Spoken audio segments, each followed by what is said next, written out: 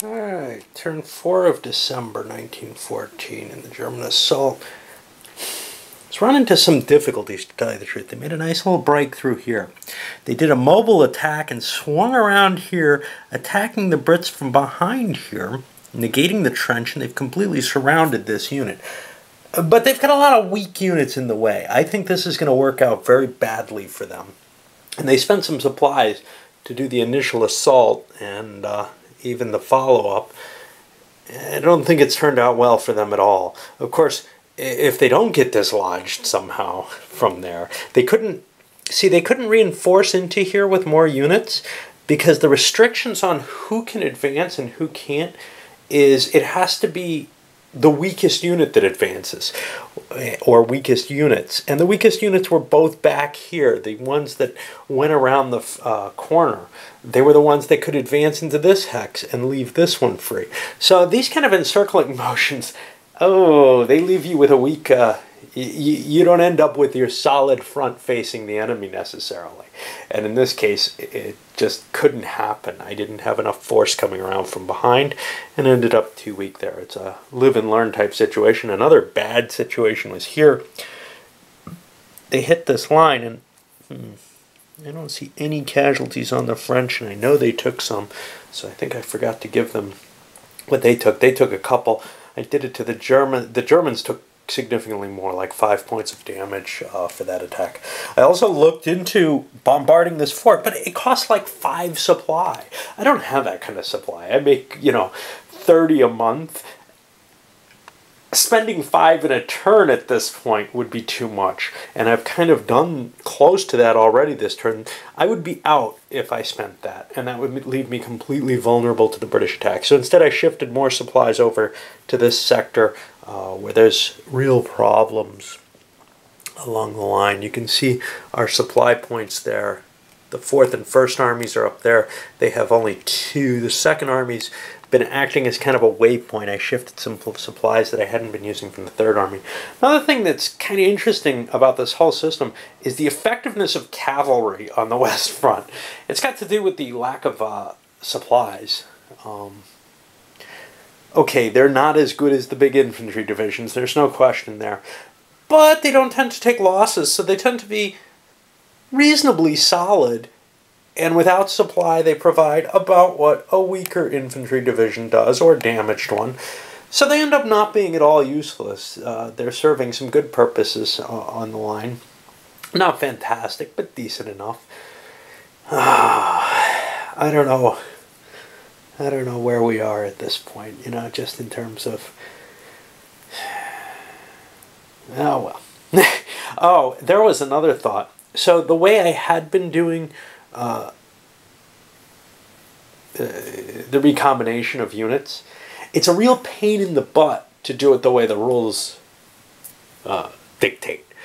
So I've moved, a German 5-pointer here, but I've got to remember which ones are there that moved this turn and which ones are there from prior turns in order to, say, try to recombine and bring stuff. Plus, if I pull stuff off the line, it's got to be out for an entire turn before it can recombine and doesn't get to move the turn it recombines.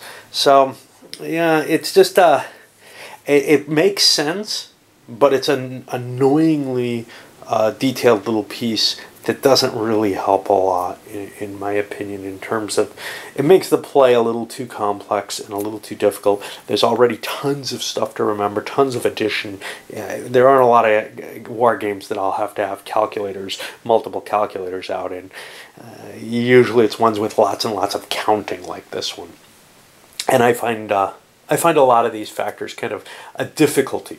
Not necessarily a huge hindrance, but something that it's going to always be a harder task to approach this game.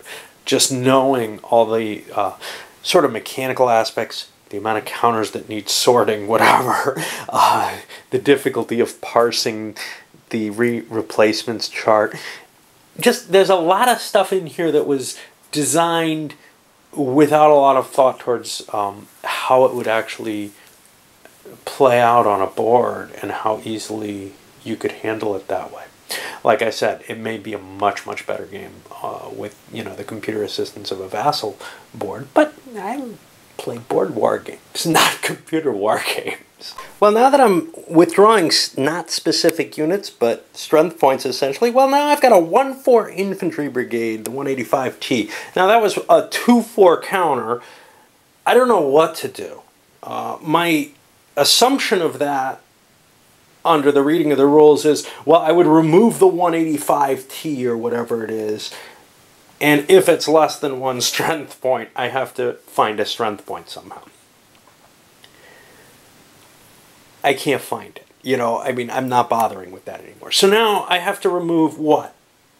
It's not a 2-4, a reduced 2-4. I got to search through here and try to find one of those. Do I have one? I don't know. They may all be dead. They may be all over here. If they are, what do? Do I just take a replacement point? Then I don't have the counter over in here that I need if this counter comes back, because there's no indication over here whether it comes back or not, of course. There's no kind of helpful aids like that to indicate what you're going to need later, and just a number. It puts me in a conundrum. I'm just going to remove a strength point somewhere, and then if it comes in, well, who knows what comes in its place. I just don't know anymore. It's gotten really painful because of the way the strength points are handled in this. It is a strength point game. Just handle it as such. Don't worry about this. You got to remove 1 strength point, remove a strength point. The units do not show that much differentiation. I don't know how much, how much do you really gain by having this differentiation between 8-4s and 5-5, or 8-5s and 5-5s being both on the field? You can pretty much shift them around as you like. Yeah, you got this mechanical pain in the ass if you've got to recombine them at a headquarters. There is that. So there is some effect of it. But you can just pull out whatever kind of units you think you like when you do the recombination. I think. I'm not sure. Alright. I found the little bugger. He was dead over here. I didn't know there were any 1-4s. And the rule book does not distinguish. It doesn't tell you. Sometimes its numbers seem wrong. Do I bring in a weaker unit? Do I not? It's all not clear on these things. And you can fudge all this stuff. There's no question. But I'm beginning to grow very, very weary of the manual aspects of this game. In fact, I think to some extent the last straw was the recombination rules. That is really becoming sort of the thing that was that final barrier that's making this just a little too much for me to suffer through. Alright, well, the Brits did a counterattack, punched their way back through. The Germans still have this line here. And you know what's really annoying about this, the way the replacements work? It means that I can't step away. I have to play out a complete player's turn, a side of the battle, in one sitting, because I've got to try to remember what's sitting here. I can't position and say I've done all the attacks across here, or I've moved up to here, or anything along those lines. I've got to do it all in one sitting. Now, that hasn't been a real issue so far in this, but it is also, it is a way that I handle sometimes these larger games. And either that or I have to start coming up with more additional counters, like I did with the, this is a unit that's coming in on this month, on this turn 3 months later, where I had to put a counter in play for that. Now I'm going to have to put some kind of marker in place, and I have to put little markers to remind me what turns I'm withdrawing units, because withdrawal is all, something different from here, where I have to look in this separate book that I'm constantly flipping through to figure out when things come in, etc., and what supplies I get and what replacements I'm getting. Yes, I have most of that marked ahead, but there are too few German replacement counters to actually cover what they get in a month. There are tons and tons of French replacement counters, but for some reason and more than I need. For some reason, there are almost no Germans. I've got like 3 extra here, which means I can't put an entire month down at once to pre-program what I'm getting so that I know, so that I have to go back and look for that. Just a lot of these little issues that are wearing on me here. And this one, yeah, I really don't know how much longer I'm going to continue. Well, there's an obvious solution, so I can soldier on. I can just rotate the replacement counters if they move into an area. I've got to remember to unrotate them 90 degrees or whatever and help me remember, hey, I can't use that one by the end of the turn. But another little mechanical little bit of annoyance to add to everything, but it will make it playable for me at least. Germans managed to encircle this British unit again, managing to get their advance from here instead of back here because they had some weaker units in here they were able to slip in. It's still going to be possible to break through, but it's getting harder and harder. I may have to actually commit the British units who are inside, and that's a problem because they immediately each lose a strength point. Now, one of them can't. He's a 1 strength point division. But the other one here can take that 1 strength point hit, but that reduces the opportunities and keeps bleeding the British, and we're also actually beginning to cut into their supplies significantly over here. I may have to rearrange some of the German supplies. It could have happened during the turn. Recovering some units. They did some weird little attacks here. March attack against one of these hexes, drove the unit out. Then they did their regular attack against one, drove it away.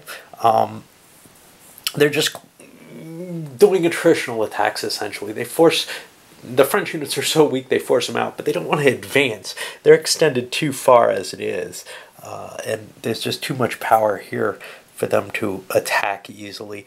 They don't want to spend supply if they can help it. A choice was made not to attack here or here. It was just too difficult, and they didn't want to attack up on this trench line either. So they're kind of wearing down, but finding new little places, like over with the Brits, to engage. But they're kind of running out of opportunities here. The line can be reestablished around there, and there's enough French units beginning to grow that I think it can be. I think we've got kind of the extent of the German advance for this year. I don't see it going much further. But I said that before, and they found some way of pulling some pretty major advances out of their ass with this surrounding. They might find another one. They've got a line up here that's very weak for the Brits. If they can break that and get over to Dieppe, that's going to be painful too. English reinforcements plus troops forming up here managed to combine, make an attack on here. They destroyed one of the units there, but it only did 3 points to a 7-point stack, didn't force it to retreat. That made the Allies think twice, as it were. So they made a second attack here. Now, if they had thrown these in, they probably would have succeeded.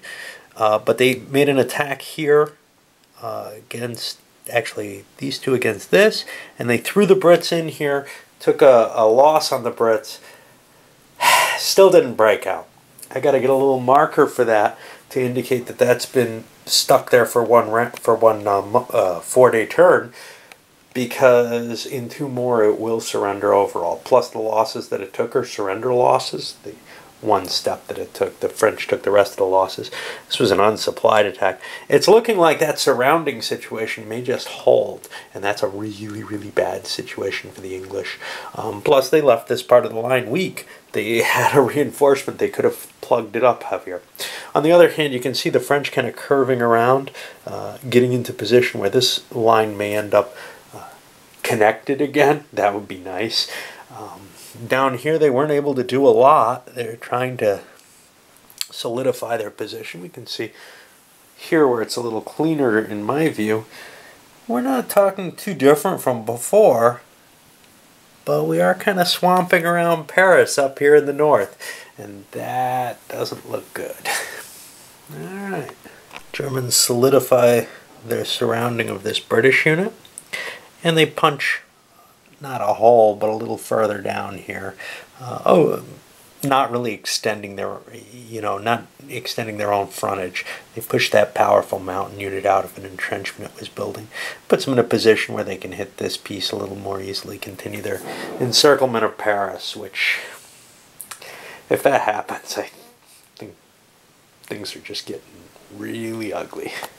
More fresh British troops, some French even, throwing themselves in against here. I didn't do a secondary attack that I was looking at with the French here. I calculated it out.